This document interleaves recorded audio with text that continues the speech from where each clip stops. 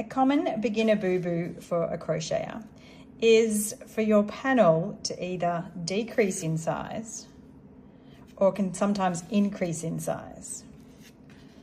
And what's usually happening here is that we're not going into our very first stitch. You can tell that's happening when it's decreasing, or we're not actually also going into our very last stitch. So you can actually see here, there's a stitch that we haven't worked into. So what we want our work to look like, here's one I prepared earlier, is we want it to have reasonably straight edges. And yes, there'll be a little curve, but they should look nice and neat and relatively straight.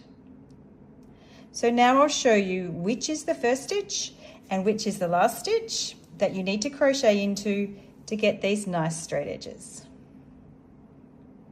Okay, so here I've finished my row and I've chained one to build it up for the next row. So I'm going to turn my work around and I'm going to crochet into this very first stitch here from where our chain comes out of.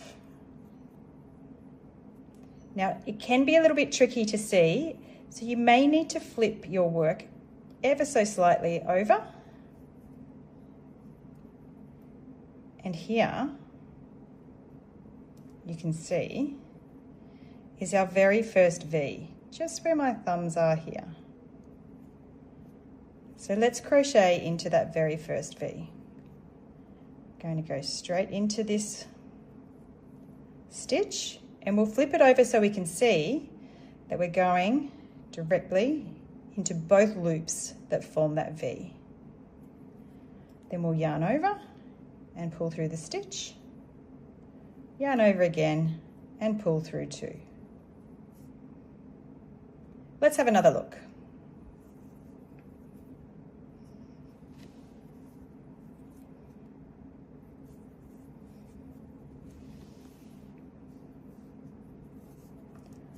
Okay, we have our chain stitch here that we did before we turned our work over. And now we want to go into this very first stitch here. You can see that that's that very first stitch. If you flip it over, here's our V. All right, let's work into it. So we can see our stitch, our chain stitch is coming out of here. We're going to work into this very first stitch. We put our hook through both the loops that form the V. We yarn over and we pull through the stitch, yarn over again and pull through the two loops on your hook. And then we continue on.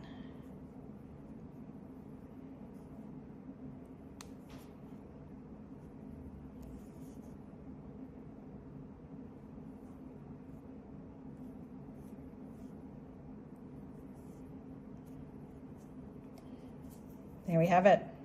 Now let's look at the last stitch of the row. Okay, so here we're making our way towards the end of this row.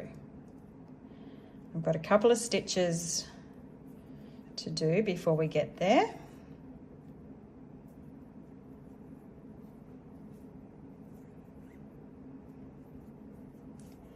And here is our last stitch. Now, what can be confusing sometimes is this little V here. But that is actually our turning chain, and you'll see that it's really quite tight, so it's not something you would crochet into. The last stitch in your row should have a nice V formed, and you should be able to put your hook through those two loops, and sometimes you have to manipulate it a little bit. It can be a little bit tricky, but there is definitely a nice stitch to work into. And we're going to yarn over, pull through the stitch, yarn over again, and pull through the two loops on your hook. And there we have it. Also remember, if in doubt, count your stitches. And I know a lot of people do not like counting, but it is part of crochet. All right, so for this example, We're going to start with this nicely formed V. So we have 1, 2, 3, 4, 5,